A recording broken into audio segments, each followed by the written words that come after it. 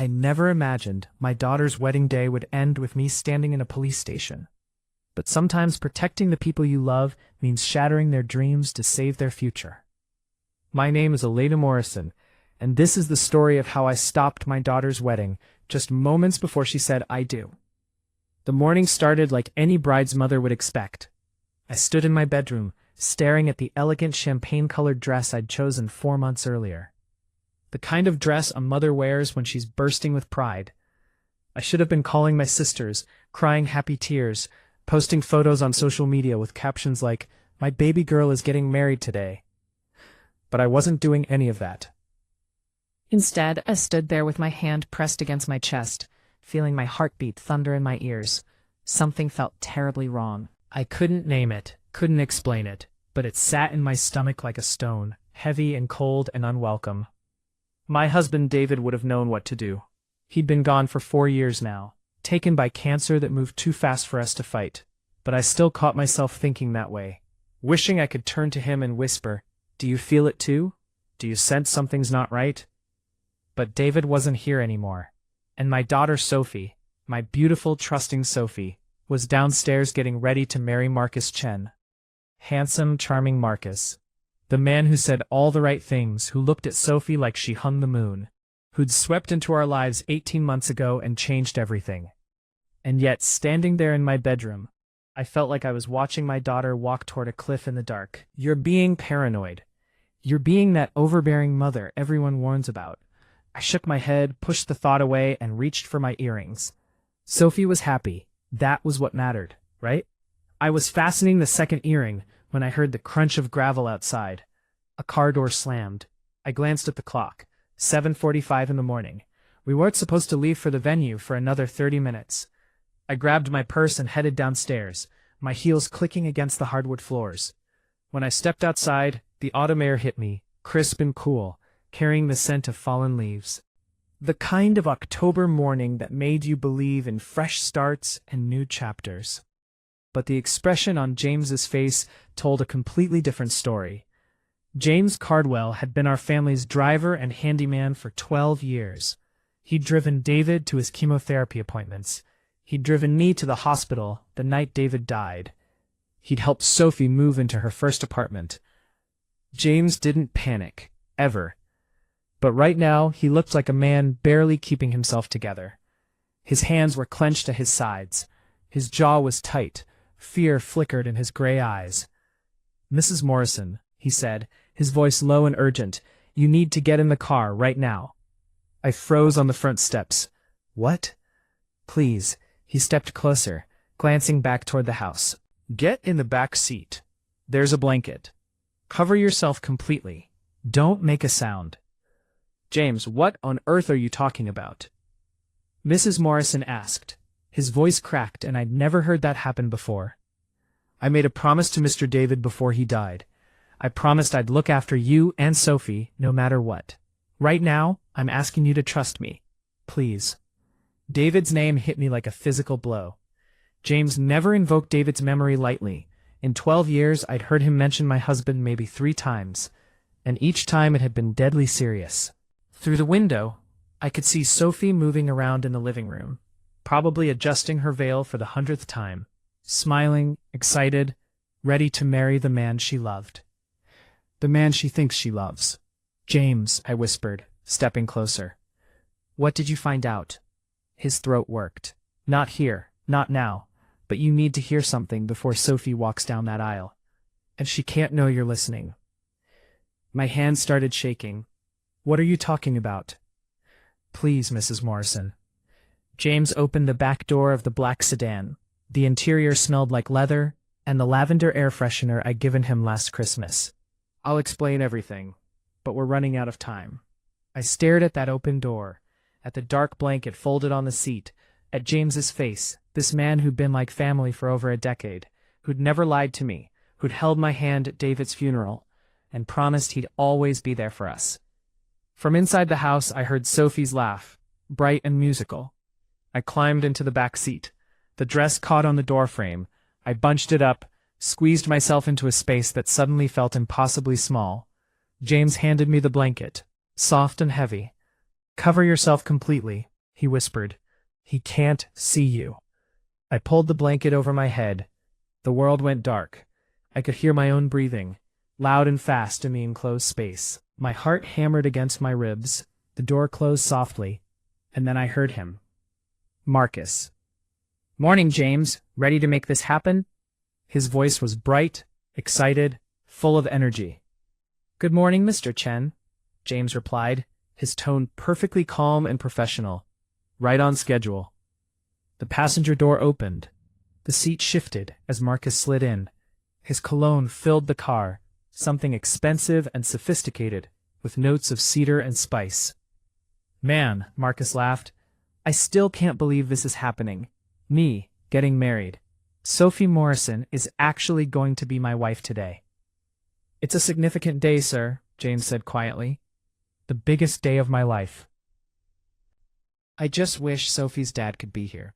From everything she's told me, David sounded like an incredible man. My throat tightened. I pressed my hand over my mouth, barely breathing.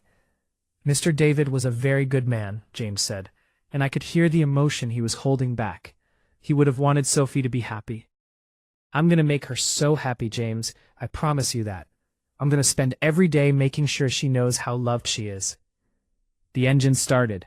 The car began to move, and there I was, dressed for my daughter's wedding, hiding under a blanket in the back seat, listening to Marcus's happy voice, wondering what truth I was about to discover. He has no idea his world is about to shatter, I thought. And neither does Sophie. The car had been moving for maybe 15 minutes when Marcus's phone rang. I couldn't see anything from under the blanket, just darkness and the faint glow of morning light bleeding through the fabric. But I could hear everything, the hum of the engine, the soft rustle of Marcus shifting in his seat, the sharp buzz of his phone vibrating. "It's Victoria," Marcus said, and I could hear the smile in his voice. "Hey, babe, I'm on my way to the venue." He must have put her on speaker, because suddenly my daughter's voice filled the car, warm and excited and so full of joy it made my chest ache. "Good morning, handsome. How are you feeling?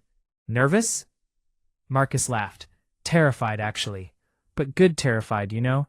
Like this is really happening. "We're actually doing this. We are." Sophie's tone shifted slightly, became softer, more intimate. "After today, everything changes." I frowned beneath the blanket. Everything changes.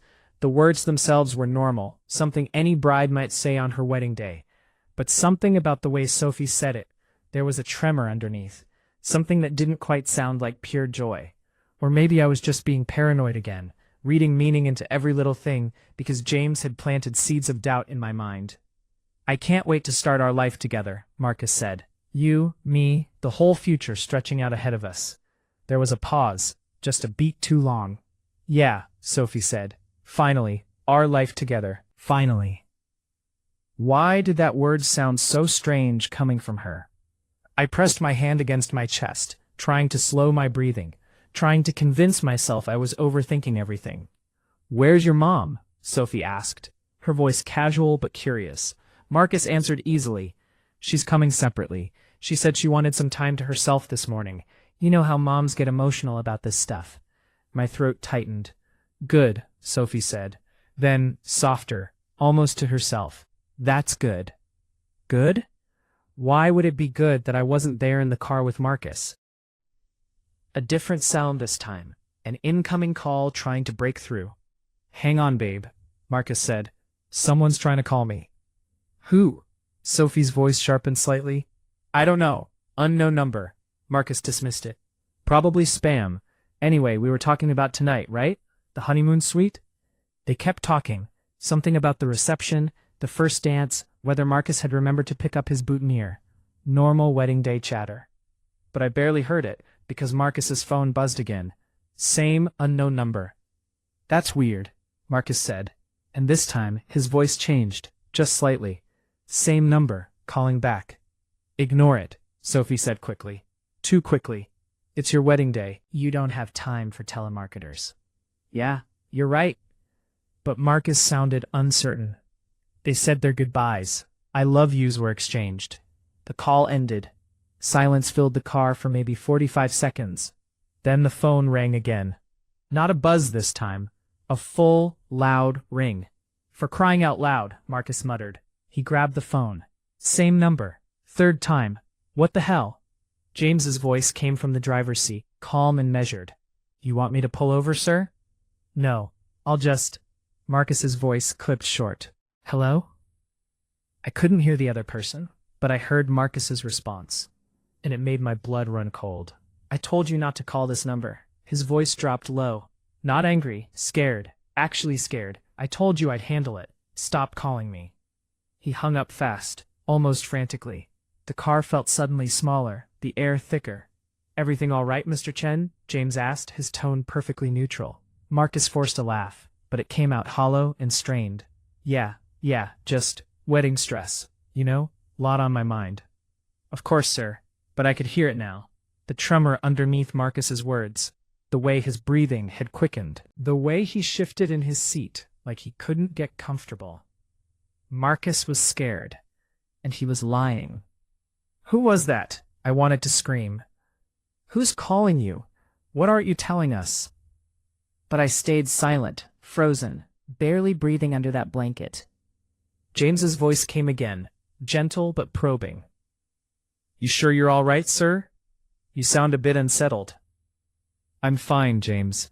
Marcus's voice cracked on the word fine. Just, let's get to the venue. I need to marry Sophie. Everything will be fine once we're married.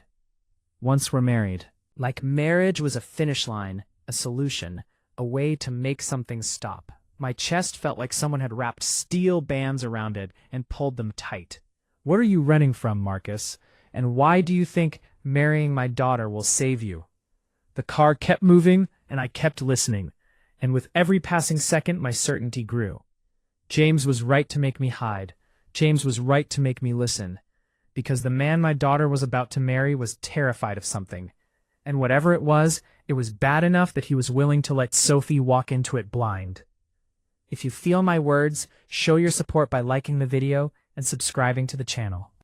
And tell me from which city you belong, so I can see how far a woman's impactful voice can reach. Help me build this community so we can bring more truthful stories for you. The car slowed, then turned. I felt the shift in direction, the pull to the left when we should have been going straight. Even hidden beneath the blanket, I'd memorized the route to the Riverside estate where Sophie's wedding was being held. We'd driven it a dozen times during the planning process. The venue was about 25 minutes from our house, straight down Lakewood Avenue, then a right onto Riverside Drive. This wasn't the way. James, Marcus's voice carried uncertainty. Where are we going? This isn't the route to the venue. Slight detour, sir, James answered smoothly, like he'd been expecting the question. Marcus's phone chimed, a text message alert.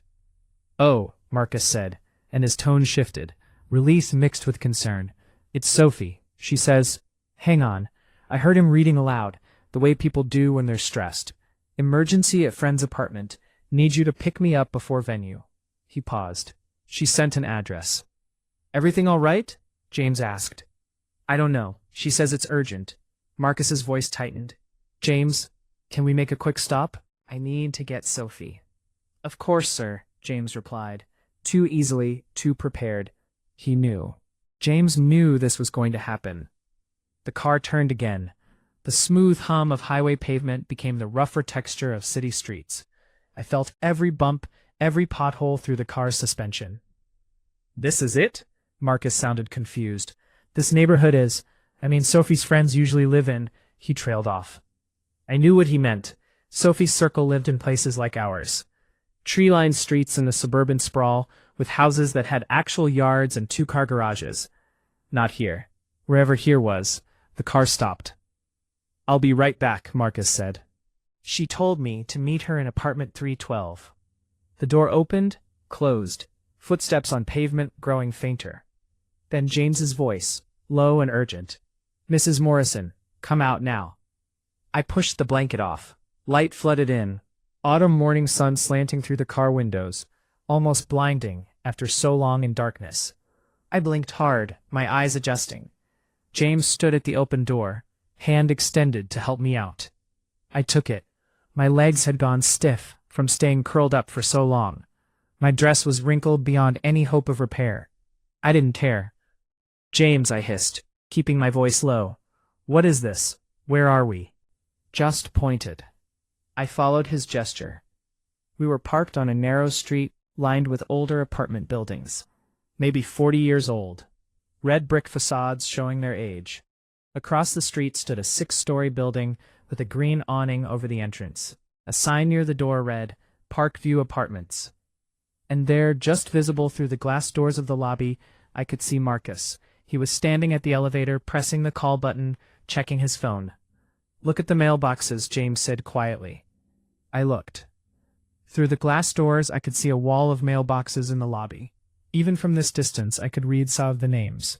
Apartment 312, Chen and Reyes. "Read it again." Chen. Marcus's last name, I whispered. James's expression stayed grim. "Keep watching, Mrs. Morrison. The elevator." I did. Marcus stepped into the elevator. The doors closed. I watched the floor indicator above the elevator climb. 1, 2, 3. It stopped on the 3rd floor. "What am I looking for?" I asked, my pulse hammering in my throat. "Not the elevator," James said. "The entrance. Wait for it." I kept my eyes on the glass doors. 45. Then the doors opened, and my daughter walked out. But it wasn't the Sophie I'd seen an hour ago at home. The radiant bride-to-be in her silk robe, hair in curlers, face glowing with pre-wedding excitement. This Sophie wore jeans and a simple sweater. Her hair was pulled back in a messy ponytail. No makeup. She looked tired, stressed, like she'd been up all night. She glanced around the street nervously, then pulled out her phone and made a call. I couldn't hear what she was saying from inside the car, but I could see her lips moving, see the tension in her shoulders. "James," I breathed, "what is going on?" "Keep watching." She stood there for a moment, hand pressed to her forehead like she had a headache. Then she turned and walked back into the building. "She lives here," I said, the realization hitting me like cold water. "Sophie lives in this building." "Apartment 312, James confirmed. "She's been living here for 8 months. But she told me she was living in that condo downtown, the one near the art district." She showed me pictures, staged photos. James said quietly. I checked. "That condo belongs to her friend Amanda. Sophie used it for photographs, but never actually lived there." "Why would she lie about where she lives?" James said, his voice heavy with something that sounded like pity. "She doesn't want you to know who she lives with." "Who she lives?" I stopped. "Marcus. She lives with Marcus." "Yes. But they told us they were waiting until after the wedding to move in together. Sophie said she wanted to do things the traditional way, that it was important to her to wait." James didn't respond. He just kept watching the building. "James, people live together before marriage all the time now. It's not ideal, but it's not some terrible secret worth lying about. Why would Sophie hide this from me?" "It's not just that she's living with him, Mrs. Morrison." James's jaw tightened. "It's what she's doing while living with him. And who else knows about it?" He pointed again. "The mailbox. Look at the second name." I squinted. "Apartment 312. Chen and Reyes." "Reyes? Who is Reyes?" I asked. "Carolina Reyes," James said. "She's Marcus's business partner. They run an art export company together. Or at least, that's what the paperwork says." "Art export?" "Marcus told us he works in commercial real estate." He lied. The words hung in the air between us. "James," I turned to face him fully. "Tell me everything, right now." He reached into his jacket pocket and pulled out a manila envelope. 3 weeks ago, I was running errands downtown, and I saw Sophie. She was coming out of this building with a man I didn't recognize. They were laughing, and he had his arm around her shoulders. Friendly, but intimate. It struck me as odd, because she'd told you she was spending that weekend at a yoga retreat upstate. He handed me the envelope. Inside were photographs. James had clearly taken them with his phone, but they were clear enough. Sophie and a dark-haired man in his 30s, standing outside the same apartment building, him with his arm around her leaning into him comfortably. Another photo of them at a cafe, sitting close, her hand on his arm. Another of them going into a building downtown, an office building with a discreet sign that read, "Chen Reyes Import-Export." "Who is he?" I asked. "His name is Rafael Reyes, Carolina's brother. He's also Marcus's partner, in the business and apparently in other matters. I looked up sharply. What other matters? James pulled out more papers. I started digging after I saw them together. The import-export business is real, but it's not art they're importing. It's antiquities. Stolen antiquities. Artifacts taken illegally from archaeological sites in Mexico, Central America, South America. They bring them into the country, forge provenance documents, and sell them to private collectors who don't ask questions. My hand started shaking. That's illegal. That's seriously illegal. Yes, it is. And Sophie knows about it. She's been helping them. No, I shook my head. No, Sophie wouldn't. She's not a criminal. She's a graphic designer. She makes logos and websites for small businesses. That's her cover, James said gently. She's actually been creating the forged provenance documents, authentication certificates, fake bills of sale, exhibition histories. Her design skills make her very good at it. I felt like the ground was tilting beneath my feet. How do you know this? I've been following her, Mrs. Morrison. I'm sorry, but I had to know what she was involved in. I've taken photographs, recorded conversations from a distance, tracked where she goes. And I found this. He handed me another document. It was an email, printed out, from Sophie's email address to someone named Diego Salazar. The authentication papers for the Mayan figurines are ready. Diego can pick them up Thursday. Make sure he brings the second half of the payment. We can't front these costs anymore. Tell Marcus we need to talk about accelerating the timeline. The wedding is in 3 weeks, and we need to be clear before then. I read it 3 times. Who's Diego Salazar? I finally asked. A collector. One of their biggest buyers.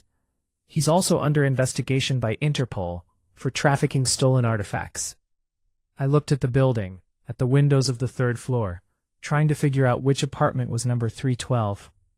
Why? I whispered. Why would Sophie do this? We're not wealthy, but she doesn't need money. Her design business was doing well. David left her money in his will. Why would she risk everything for this? James's expression softened with sympathy. I don't know, Mrs. Morrison. Maybe the money was better than you realized. Maybe Marcus convinced her it was victimless. Maybe she got in over her head and couldn't find a way out. But the fact remains she's been lying to you for months. And in 2 hours, she's going to marry a man who's using her skills to commit federal crimes. I stared at those photographs, at the printed emails, at the evidence of my daughter's secret life. There's more, James said quietly. How can there possibly be more? The wedding, today, it's not just a wedding. I looked up at him. It's an exit strategy, James continued. I found emails between Marcus and Raphael discussing it. They're planning to make one last big sale, a collection of pre-Columbian gold artifacts worth over $2 million. The sale is happening tonight, after the wedding reception. Once they have the money, they're disappearing. New identities, new country. Everything already arranged. And Sophie? James met my eyes. The email suggests she knows. She's part of the plan. The world seemed to stop. My daughter, I said slowly, is planning to fake her own disappearance after her wedding. I believe so, yes. I looked at the building again. Somewhere up there, Marcus was with Sophie right now.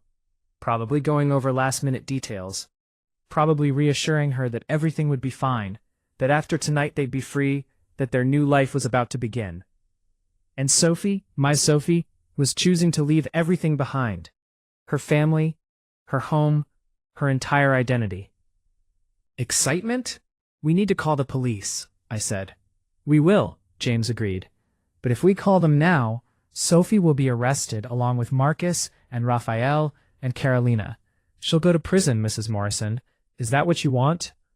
Of course not, but I can't just let her marry him and run away. I'm not suggesting that, James said. I'm suggesting we stop the wedding, publicly, dramatically, in front of everyone. We expose what Marcus really is, what this whole thing really is. We give Sophie a chance to step away from him before the police get involved. And then? Then we call the police. But by then, Sophie will have had the chance to make a choice. Stand with Marcus and face the consequences, or step away and cooperate with the authorities. If she cooperates, if she provides evidence against them, she might be able to negotiate immunity or a reduced sentence. I looked at the envelope in my hands, at the evidence of my daughter's crimes. How do we stop the wedding? I asked. James checked his watch. We have 90 minutes. Marcus will leave this building in about 10 minutes to head to the venue. Sophie will stay here, get ready with her bridesmaids, then go to the venue separately. We need to be at the venue before the ceremony starts, and we need leverage, something that will make everyone listen when you stand up and object. I have evidence of their crimes, I said, holding up the envelope. That's good, but we need something more immediate. Something that proves Marcus isn't who he says he is. James reached into his jacket again and pulled out another document. Marriage certificate, he said. Marcus Chen was married 5 years ago in Las Vegas to a woman named Melissa Tran. They never divorced. Technically, any marriage to Sophie would be invalid. I stared at the certificate. Bigamy, I whispered. Bigamy, James confirmed. And that's a crime too. But more importantly, it's something everyone at that wedding will understand immediately. You stand up during the ceremony, announce that the groom is already married, show the certificate. The wedding stops. Marcus is exposed, and Sophie has to make a choice about where her loyalty really lies. A cold clarity settled over me. My daughter was about to marry a criminal. She was planning to disappear and become a fugitive. She'd been lying to me for months. But she was still my daughter. And maybe, just maybe, if I could break through whatever hold Marcus had on her, I could save her before it was too late. Let's go, I said. We have a wedding to stop. We drove to the Riverside estate in tense silence. James kept his eyes on the road. I kept mine on the manila envelope in my lap, filled with evidence of my daughter's crimes and lies. The Riverside estate was beautiful, exactly the kind of venue Sophie had always dreamed about. A restored Victorian mansion set on 3 acres of grounds, with gardens and a gazebo, and a view of the river that looked like something from a painting. David and I had visited it with Sophie 8 months ago, when she'd first started planning the wedding. She'd been so excited, practically glowing as she pointed out where the ceremony would be held, where the cocktail hour would happen, where the dancing would take place. I'd been happy for her then, thrilled that my daughter had found someone who made her light up like that. Now I was driving to that same beautiful venue to destroy everything. Mrs. Morrison, James said as we pulled into the long driveway, "Are you certain you want to do this?" I looked at him. "Do I have a choice? We could call the police right now. Let them handle it. You don't have to be the one to stand up in front of everyone." I shook my head. "If the police come before the ceremony, Sophie will know I betrayed her. She'll never forgive me, never trust me again. But if I do this, if I stand up and object, at least I'm giving her a chance to hear the truth from me first. At least she'll know I tried to save her." James nodded slowly. "Your husband would be proud of you. David would be devastated," I said quietly. "He loved Sophie so much. This would have broken his heart. Which is why he would be proud of you for being strong enough to do what he couldn't." I didn't respond, just gripped the envelope tighter. We parked in the lot behind the main building. Cars were already arriving, early guests and wedding party members. I checked my reflection in the compact mirror from my purse. My makeup was still intact despite everything. My hair was still perfect. I looked exactly like a mother of the bride should look. No one would guess that underneath this elegant dress and composed expression, I was carrying evidence that would blow this whole wedding apart. "The ceremony starts at 11, James said. "We have 45 minutes. What do you need me to do?" "Stay close," I said. "When I stand up and object, Marcus might try to leave. I need you to make sure he doesn't run." "I'll position myself near the exits," James agreed. We walked toward the main building together. The grounds were already being transformed, chairs set up in neat rows on the lawn, facing an altar decorated with white roses and trailing ivy. String lights hung in the trees, waiting for evening. A small orchestra was setting up to one side. It was perfect. It was a lie. "Elena," a voice called out. I turned.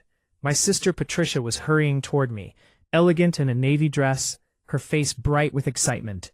"There you are." I was starting to worry. "Sophie's been asking for you. She's in the bridal suite with her friends getting ready. Come on." She linked her arm through mine, already pulling me toward the building. "Patricia, I need a minute." "No time. She specifically said she wants you there when she puts on her dress." "This is it, Elena. Our girl is getting married." I let myself be pulled along, the envelope clutched against my side.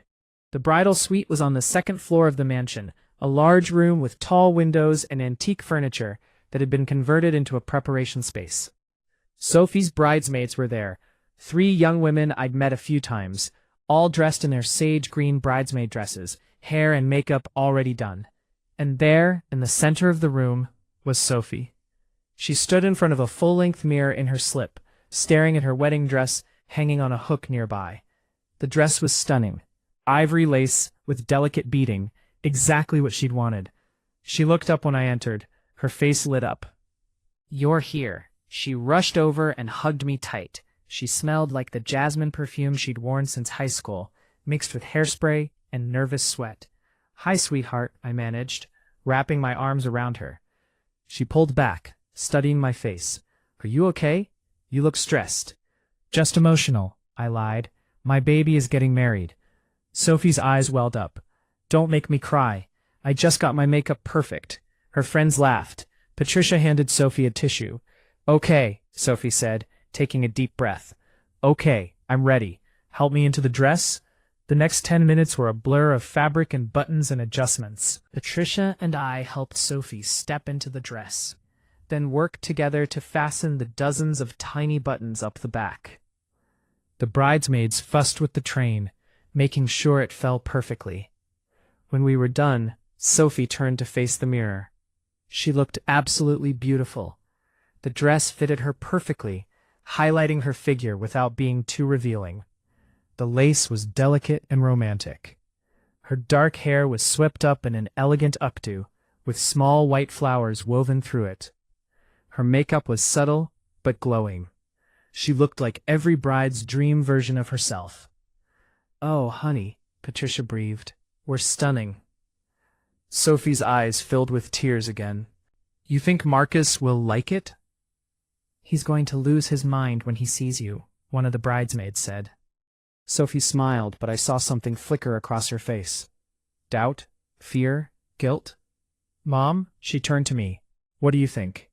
I looked at my daughter, this beautiful young woman I'd raised, who'd had tea parties with her stuffed animals and scraped her knees learning to roller skate and cried in my arms when her first boyfriend broke her heart.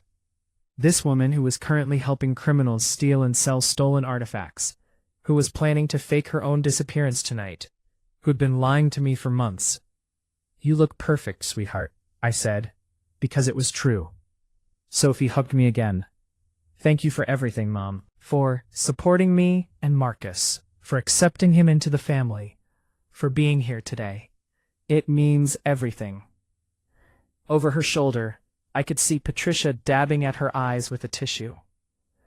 If only they knew what I was about to do. "Sophie," I said carefully, "can I talk to you privately for a minute?" Her expression shifted, became wary. "Right now? We're kind of on a timeline here." "Just for a minute, please." She glanced at her bridesmaids, then nodded. "Okay, sure." The other women filed out, Patricia giving me a curious look as she left. When the door closed, Sophie turned to me. "What's wrong?" she asked. I looked at her, standing there in her wedding dress, and felt my resolve waver. What if James was wrong? What if Sophie wasn't involved in the smuggling? What if she really did just live in that apartment for some innocent reason I hadn't thought of? But then I remembered those emails, her name on the provenance documents, the evidence of her participation. "Sophie," I said quietly, "I need to ask you something, and I need you to be honest with me." "Okay," she drew the word out, clearly concerned. "Really, truly happy with Marcus?" Her face relaxed into a smile. "Of course I am, Mom. Why would you ask that?" "Because sometimes people make choices for the wrong reasons. Fear, or obligation, or because they feel trapped. And I need to know that you're marrying Marcus because you love him, not because you feel like you have to." Sophie's smile faded. "Where is this coming from?" "Just answer the question, sweetheart. Do you love Marcus?" She was quiet for a long moment. When she spoke, her voice was careful, measured. "Marcus is everything I need him to be. Not I love him, not he's the love of my life. Just he's everything I need him to be." "Sophie." "Mom." She cut me off, her voice suddenly firm. I know you miss Dad. I know you wish he was here today. I wish that too. But Dad is gone, and I've moved on with my life. I need you to do the same. I need you to be happy for me. Not look for problems where there aren't any. I'm not looking for problems. I'm trying to protect you. From what? Sophie's voice rose slightly. From being happy? From starting a new life? Marcus loves me. He wants to build a future with me. Why can't you just accept that? Because that future involves running away and becoming a criminal, I thought. Because the man you're about to marry is a liar and a thief who's using you. But I couldn't say that. Not yet, not here. I just want to make sure you know what you're getting into, I said instead. Sophie's expression hardened. I know exactly what I'm getting into. Now, if you'll excuse me, I need to finish getting ready. She turned away from me, back to the mirror, effectively ending the conversation. I stood there for another moment, looking at her reflection, seeing the stubborn set of her jaw that she'd inherited from David. I love you, Sophie, I said quietly. I love you too, Mom, she replied, but she didn't turn around. I left the room. In the hallway, Patricia was waiting. Everything okay? Fine, I lied. Just mother-daughter emotions. I get it. She squeezed my hand. The ceremony starts in 20 minutes. 20 minutes. I had 20 minutes to decide if I was really going to do this.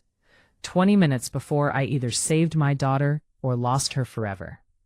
The venue was filling up quickly. Guests streamed in, finding their seats, admiring the decorations, chatting with excitement.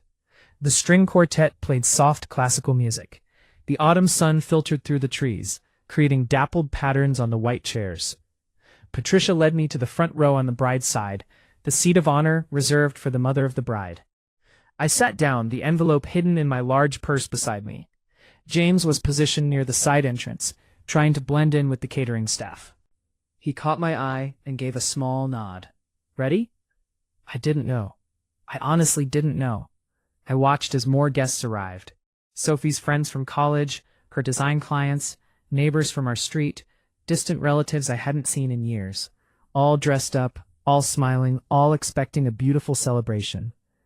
On the groom's side, I recognized some faces from the engagement party. Marcus's colleagues, he'd said. I wondered now how many of them knew what he really did. How many were part of the smuggling operation? The string quartet shifted into a new song. The ceremony was about to begin. I felt my heart rate spike. My palms were sweating. The envelope in my purse seemed to burn against my side. The guests all stood, turning to face the back of the lawn. Marcus appeared at the altar with his best man, a tall Asian man I'd met once briefly. Marcus looked handsome in his tuxedo, nervous and excited, every inch the eager groom. The bridesmaids started their walk down the aisle, one by one, sage green dresses catching the sunlight. Patricia leaned over and whispered, "Here she comes."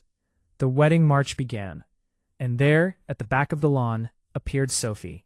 She'd chosen to walk alone since David wasn't here to give her away. She'd said she wanted to give herself to Marcus, to symbolize that this was her choice, her decision. She looked radiant as she started down the aisle. Every head turned to watch her. People smiled and wiped away tears. I watched my daughter walk toward the altar, toward Marcus, toward a future built on lies and crime. And I made my decision. When Sophie reached the altar, when she turned to face Marcus and took his hands, when the officiant began to speak, I would stand up. I would object.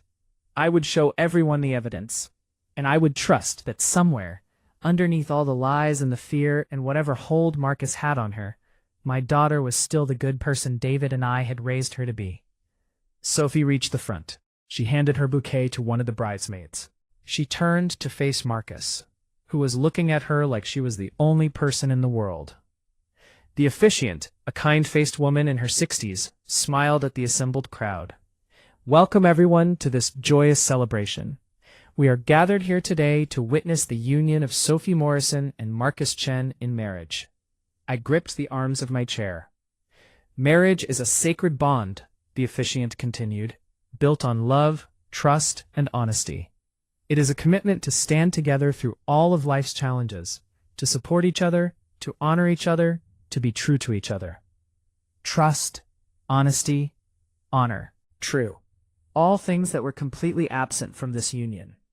Before we proceed, the officiant said, her voice carrying across the quiet lawn. "I must ask, if anyone here knows any reason why these two should not be joined in marriage, speak now or forever hold your peace." The traditional silence followed. 3 seconds. 4. Sophie's shoulders relaxed slightly, relief washing over her face. Marcus squeezed her hands, smiling. I stood up. The sound of my movement, fabric rustling, chair-like scraping against the grass, echoed in the profound silence. Every head turned toward me. "This wedding cannot proceed." The reaction was immediate and explosive. Gasps rippled through the crowd like a wave. Shocked whispers erupted from every direction. Someone dropped their program. Someone else said, "Oh my God." Sophie spun around, her face draining of color. "Mom, what are you doing?" Marcus's expression went from confusion to horror to something else, something darker. "Mrs. Morrison, this is completely inappropriate." "Inappropriate?" I kept my voice loud enough for everyone to hear. "I'll tell you what's inappropriate. Marrying my daughter while you're still married to someone else." The whispers became a roar. "What are you talking about?" I reached into my purse and pulled out the envelope. My hands were shaking, but my voice stayed steady. Marcus Chen was married 5 years ago in Las Vegas to a woman named Melissa Tran. They never divorced. This marriage would be invalid. This whole ceremony is a lie. I walked toward the altar, holding up the marriage certificate for everyone to see. The officiant looked completely stunned. "Is this true, Mr. Chen?" Marcus's face had gone from tan to gray. That was annulled. That doesn't count." "Really?" I kept walking. "Because the Clark County records show no annulment. You're still legally married, Marcus, which makes this attempted bigamy." Sophie staggered backward, her hand going to her mouth. "No, you're lying. You're making this up because you never wanted me to marry him."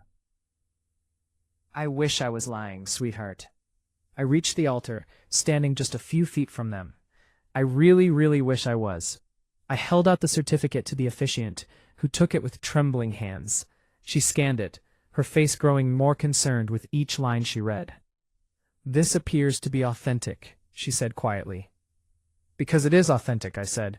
"Marcus has been lying about his marital status. But that's not all he's been lying about." Marcus's expression shifted to something dangerous.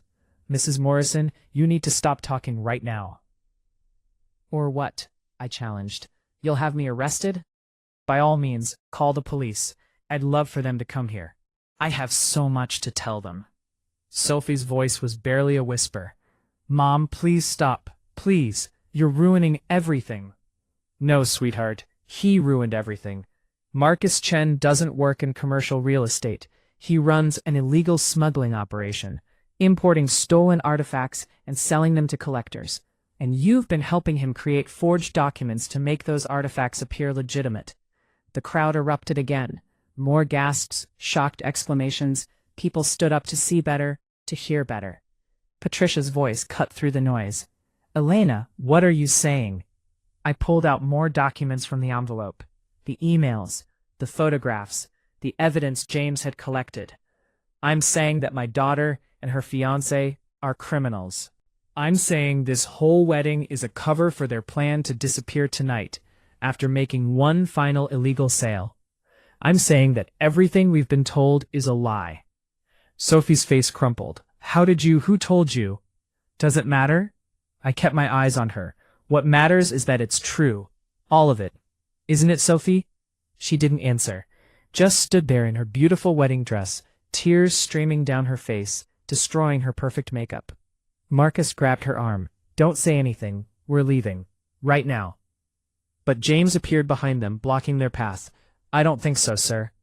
Marcus whirled around. "Get out of my way." "I'm afraid I can't do that," James said calmly. From somewhere in the crowd, a phone started ringing. Then another. Then several at once. People were calling the police. Marcus realized it too. His expression went from angry to desperate. He looked at Sophie, then at the crowd, then at the exit, calculating whether he could make it. "Don't," I said to him. "Don't make this worse." "Worse?" He laughed, a harsh, bitter sound. How could this possibly be worse? You just destroyed everything. No, Marcus. You destroyed everything when you decided to use my daughter to commit crimes. Sophie finally found her voice. He didn't use me. I chose all of it. The words hit me like a physical blow. Sophie, I chose it, Mom. She was crying openly now, her voice breaking. After Dad died, after the insurance ran out, after I spent every penny he left me trying to keep the design business afloat during the pandemic. When I was about to lose everything, when I was drowning in debt, Marcus offered me a way out, and I took it. I chose it. I stared at my daughter, this stranger in a wedding dress. You could have come to me, I whispered. You could have told me you needed help. And what would you have done? Given me money from the pension Dad left you? Taken out a second mortgage on the house? No, I wasn't going to drag you down with me. So when Marcus showed me another way, I took it. Stealing artifacts? Forging documents? Lying to everyone who loves you? That was your solution? It was survival. Sophie's voice rose, and it worked. I paid off my debts. I built a life. I was happy. You were a criminal, I shouted back. You threw away everything your father and I taught you about honesty and integrity and doing the right thing. The right thing? Sophie laughed through her tears. The right thing doesn't pay the bills, Mom. The right thing doesn't keep you from losing everything you've worked for. Dad's right thing left us with medical bills we couldn't pay and a business that collapsed without him. So forgive me if I decided to choose something different. The guests were completely silent now, watching this family drama unfold like they were watching a car crash. Sirens wailed in the distance, growing closer. Marcus pulled at Sophie's arm. We need to go, right now. The car is in the back lot. We can still make it.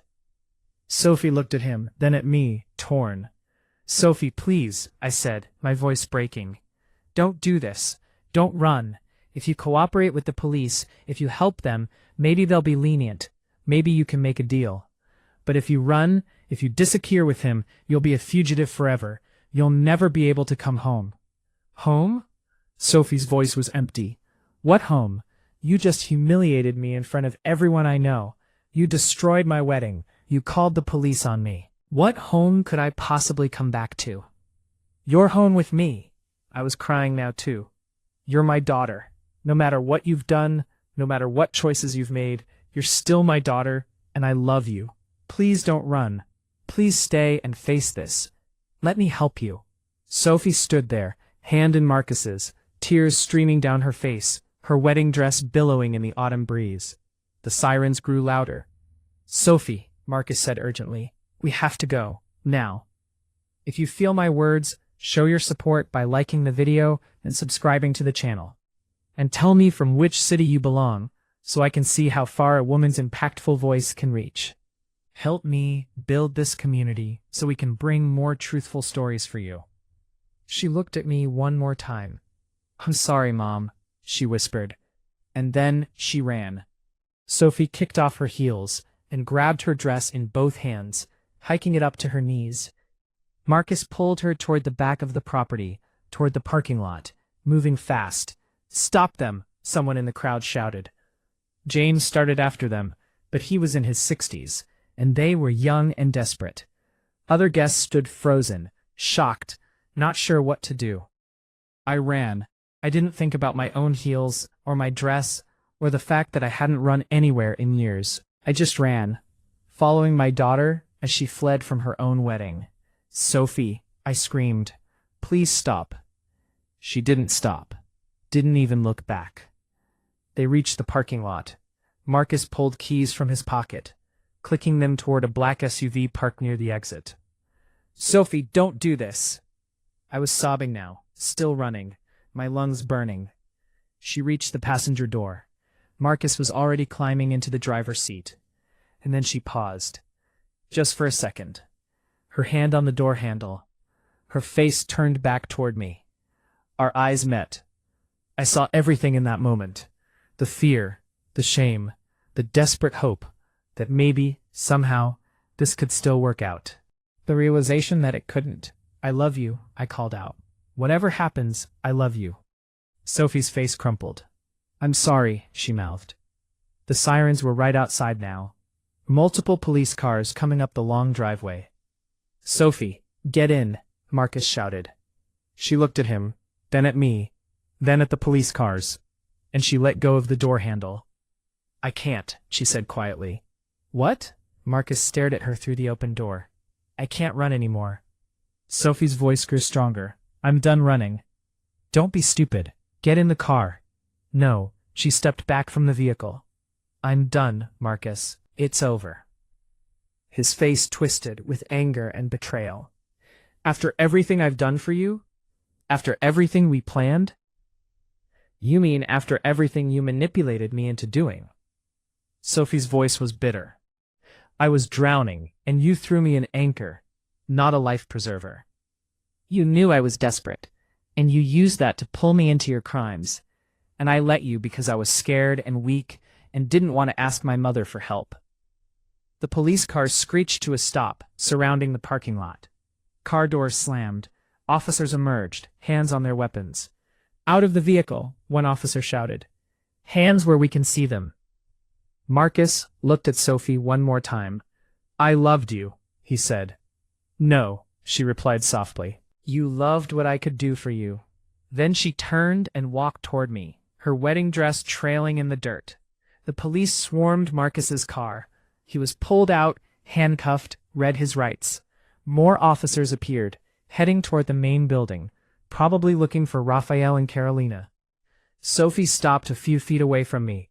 We stared at each other, mother and daughter, across a gulf that felt impossibly wide. "I'm sorry," she whispered, "for all of it, for lying, for stealing, for making you come here and do this. I'm so sorry." I closed the distance between us and pulled her into my arms.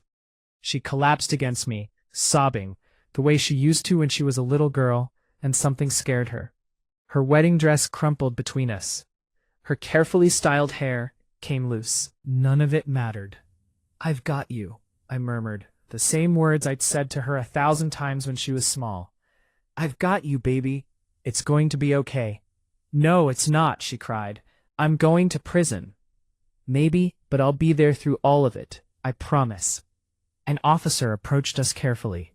"Ma'am, Sophie Morrison, I need you to come with me." Sophie pulled back from me, wiping at her face, smearing mascara everywhere. "Okay." "Wait," I said to the officer. "Please, give us one more minute." He looked uncomfortable, but nodded, stepping back a few feet. I took Sophie's hands in mine. "Listen to me. You're going to cooperate with them. You're going to tell them everything you know about Marcus and Raphael and Carolina and every sale they ever made. You're going to help them shut down this whole operation. Do you understand?" Sophie nodded miserably. "It won't matter. I still helped them. I still committed crimes." "It will matter," I insisted. "Cooperation matters. Showing remorse matters. Being willing to make things right matters. I'll get you the best lawyer I can afford. We'll fight this together." "Why?"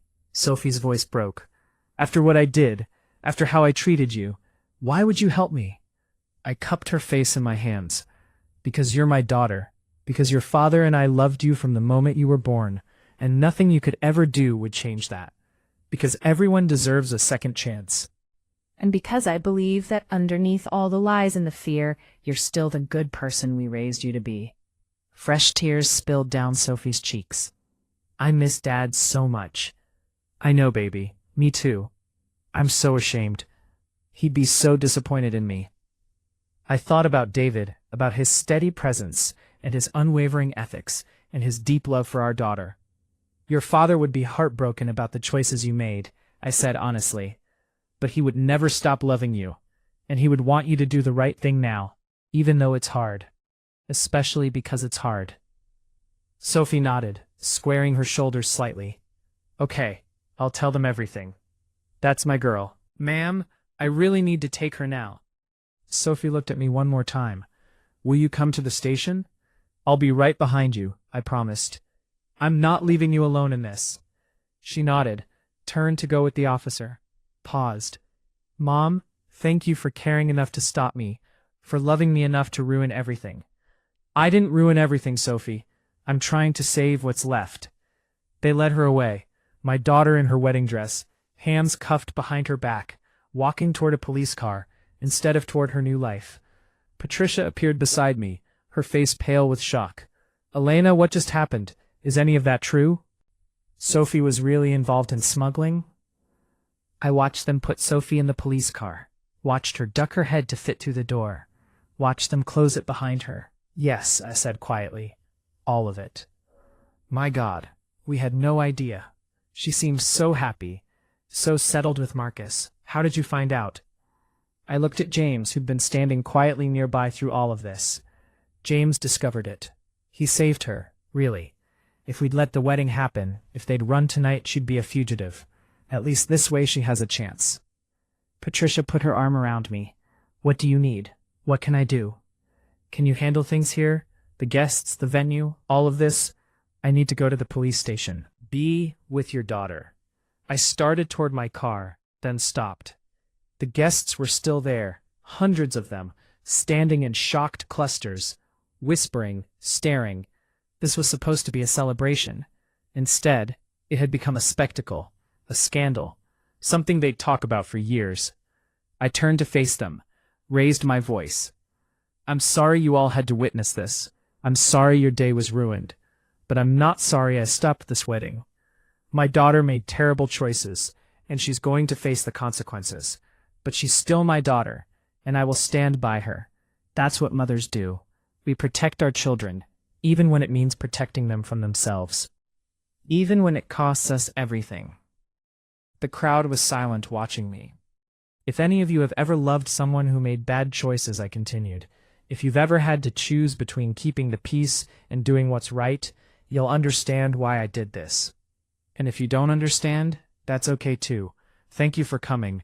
There will be no wedding today. James fell into step beside me. I'll drive you, Mrs. Morrison.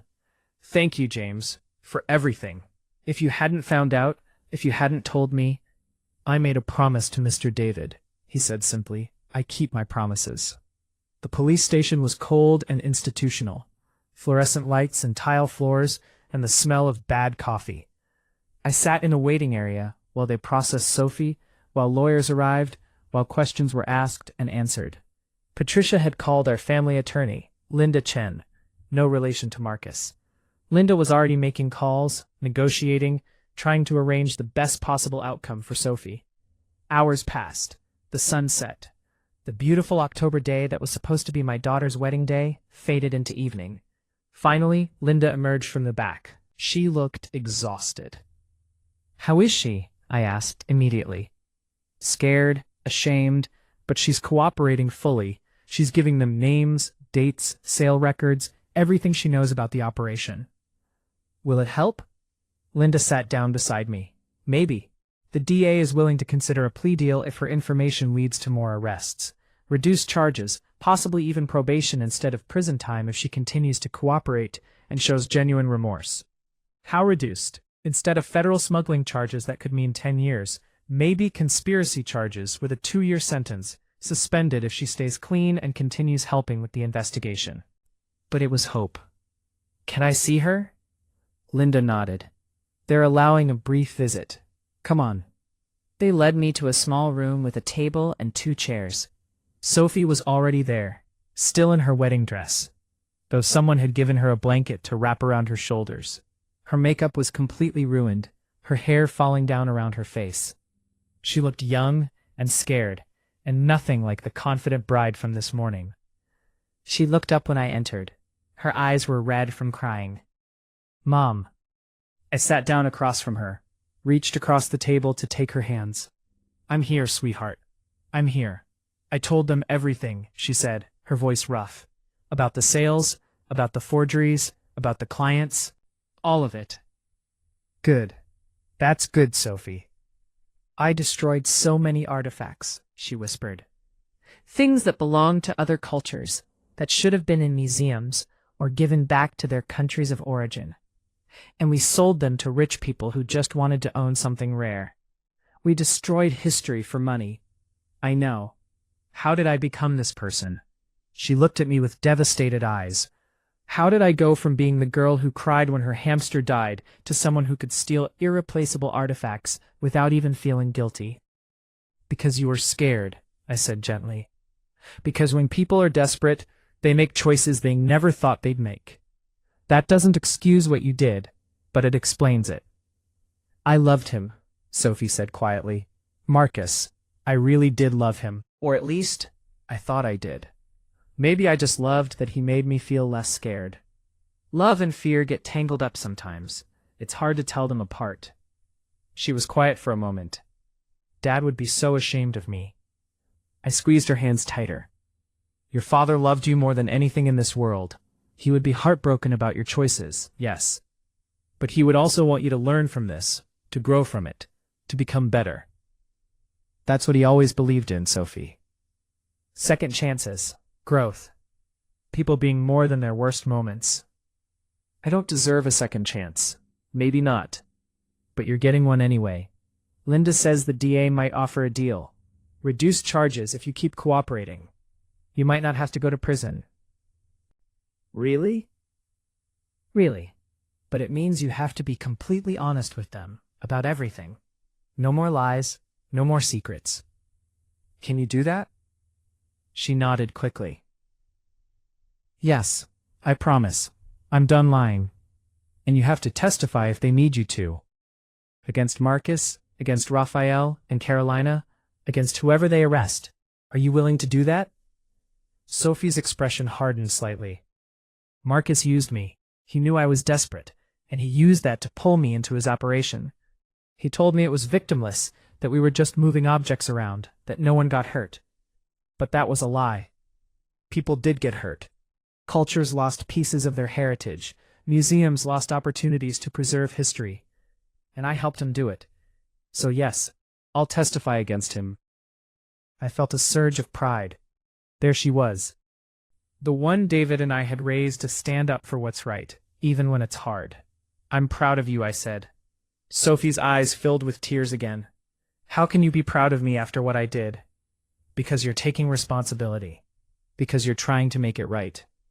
Because you chose to stay and face this instead of running. That took courage, Sophie. Real courage. I'm so sorry, Mom, for all of it. For lying to you, for what I said at the wedding, for making you think Dad's legacy wasn't enough. It was enough. You were both enough. I was just too scared to see it. I know, baby. I know. A guard knocked on the door.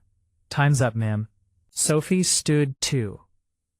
What happens now? She asked. Now you keep cooperating. You work with Linda. You tell the truth. And I'll be here every step of the way. Court dates, meetings with the DA, whatever you need. I'm not going anywhere. Sophie walked around the table and hugged me tight. I love you, Mom. Thank you for stopping me. Thank you for saving me from myself. I love you too, sweetheart. Always. They led her away. I watched her go, my daughter in a wedding dress, walking back to a holding cell. And I felt my heart break all over again. But underneath the heartbreak, there was hope. She was alive, she was safe, she was taking responsibility. And we would get through this. Together. 6 months later, I sat in a courtroom watching Sophie accept a plea deal.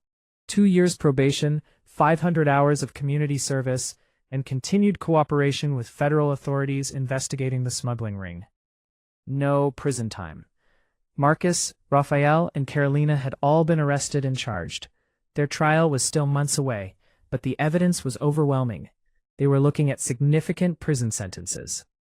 Sophie stood before the judge, wearing a simple navy dress, her hair pulled back, no makeup. She looked nothing like the radiant bride from that day at the Riverside estate. She looked older, wearier, but also stronger somehow, like she'd been through fire and survived. Miss Morrison, do you understand the terms of this agreement? Yes, Your Honor, Sophie replied clearly. And do you accept these terms? I do. The irony of those words, spoken in a courtroom instead of at a wedding, wasn't lost on anyone. The judge signed the papers. It was done. Sophie turned and looked at me.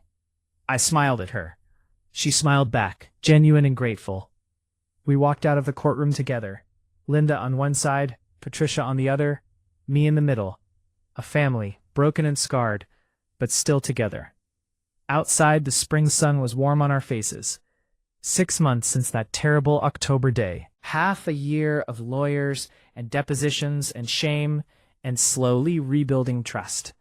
What now? Sophie asked me. Now you complete your community service. You keep your nose clean. You rebuild your life. I don't know how to do that, she admitted. I don't know who I am anymore, without Marcus, without the lies. Then we figure it out together, I said.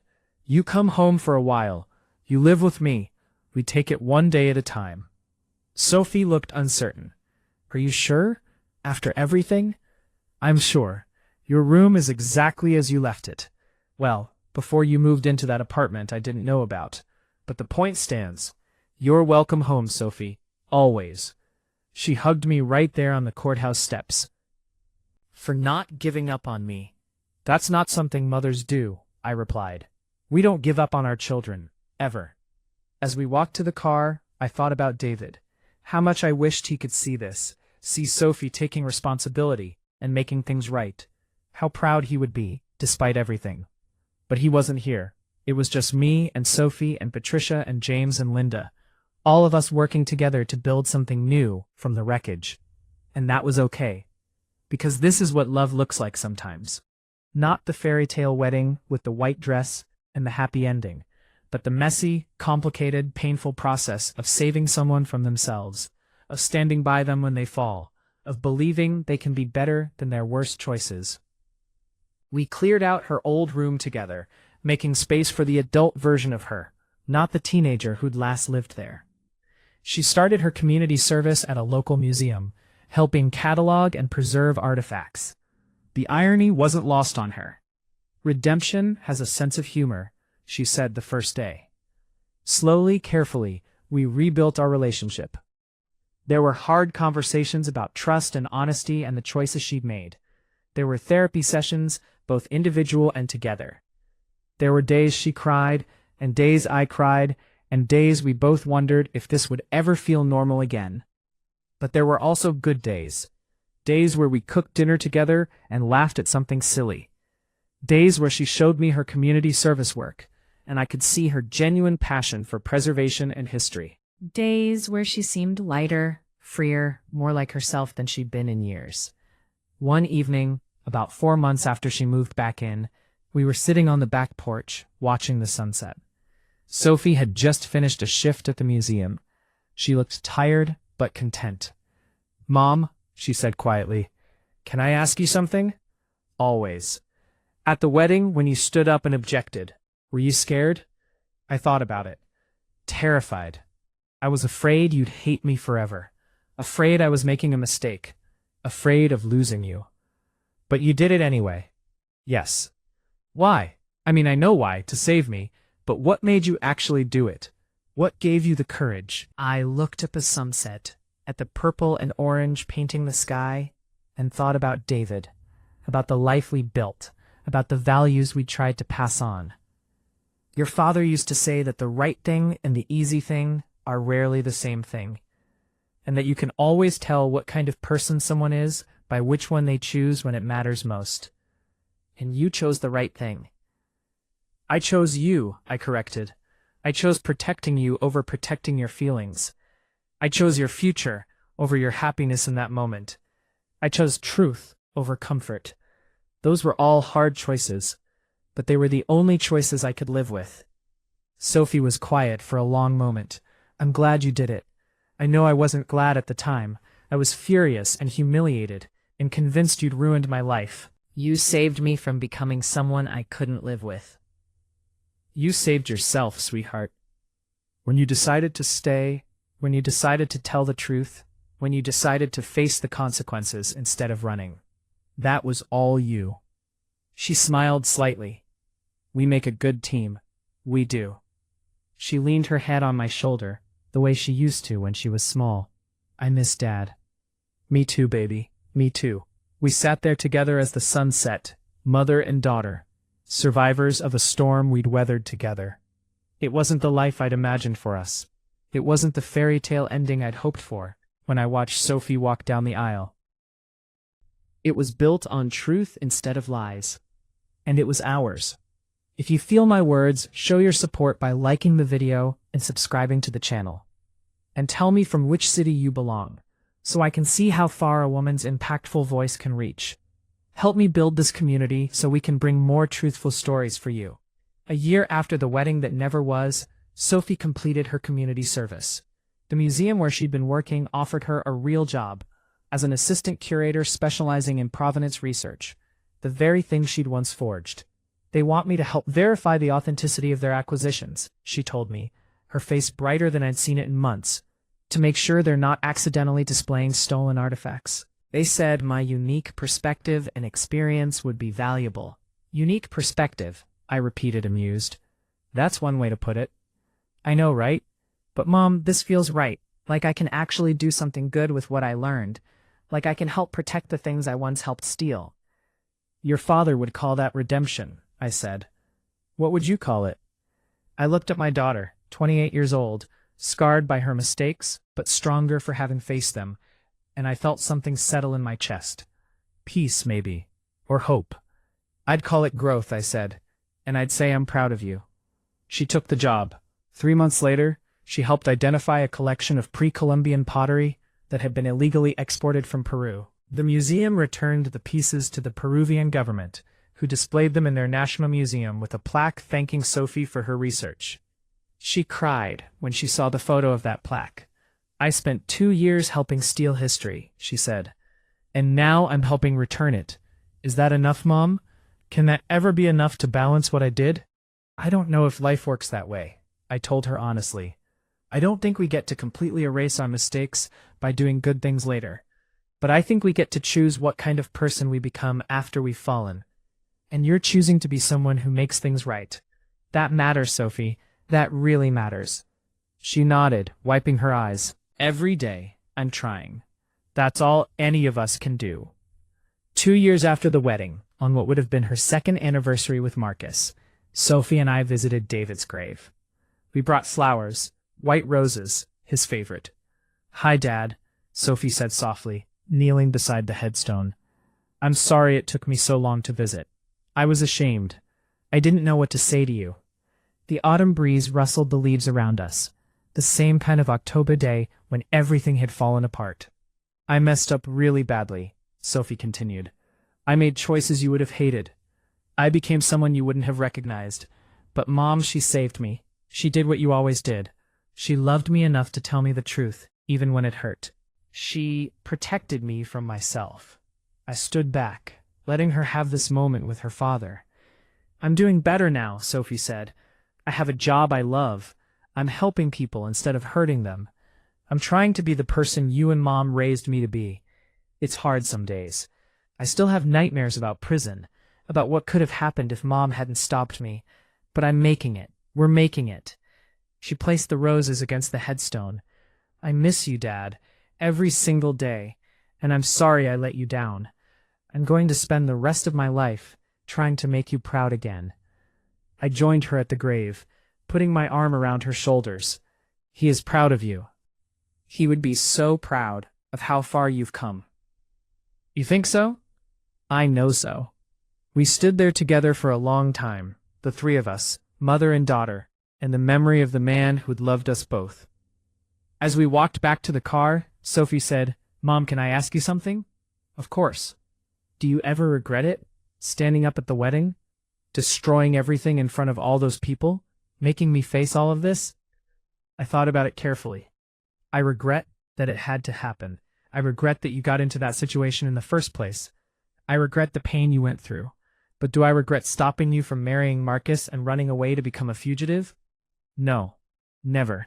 Not for a single second. Your reputation, your relationship with some of the family, all the gossip. Sophie, you are my daughter, my child. There is nothing in this world more important to me than your well-being. Not my reputation, not what people think, not comfort or peace or anything else. I would do it again 1,000 times if I had to. She hugged me tight. I hope I can be half the mother you are someday. You'll be a wonderful mother, I said, when the time is right, when you're ready, when you've found someone who deserves you.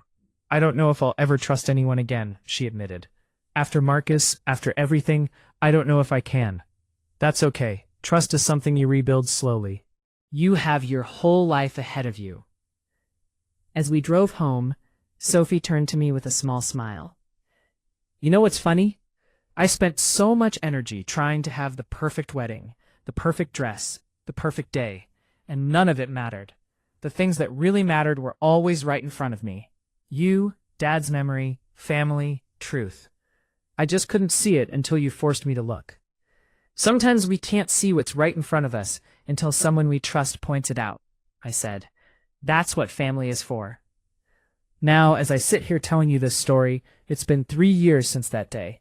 3 years since I stood up in front of everyone and objected to my daughter's wedding. Sophie has been promoted at the museum. She's written several papers on artifact provenance that have been published in academic journals. She volunteers teaching underprivileged kids about history and cultural preservation. She's dating someone new, a teacher named Alex who knows her whole story and loves her anyway. They're taking it slow. There's no talk of marriage yet, and that's okay. When and if that day comes, it will be real. It will be honest. It will be built on truth. Marcus is serving 8 years in federal prison. Raphael got 10. Carolina took a plea deal and got 5. Their smuggling ring was completely dismantled, and several artifacts were returned to their countries of origin. I think about that day sometimes, the wedding that never was, the moment I stood up and destroyed everything to save everything. People still talk about it, at the grocery store, at church, at community events. Remember when Elena Morrison objected to her own daughter's wedding? Some think I was brave. Some think I was cruel. Some think I should have handled it differently. I don't care what they think, because Sophie is here, and she's free, and she's building a life she can be proud of. That's all that matters. If you're listening to this, and you're facing your own impossible choice, if you're watching someone you love make terrible decisions, if you're wondering whether to speak up or stay silent, I want you to know something. The right thing is rarely the easy thing. Protecting the people you love sometimes means being the villain in their story for a while. Sometimes love looks like destroying someone's dreams to save their future. And that's okay, because in the end, the truth always matters more than comfort. Growth matters more than perfection. And real love, the kind that lasts, is built on honesty, not illusions. My daughter's wedding never happened, but my daughter is alive and free and becoming the person she was always meant to be. And I would make the same choice every single time. Trust your instincts. Speak your truth. Protect the ones you love, even when it hurts. Because that's what mothers do. That's what family does. That's what real love looks like. If you feel my words, show your support by liking the video and subscribing to the channel. And tell me from which city you belong, so I can see how far a woman's impactful voice can reach. Help me build this community so we can bring more truthful stories for you. Thank you for listening to my story. Thank you for being here. May you always have the courage to do what's right, even when it costs you everything, because the people we love are always worth fighting for.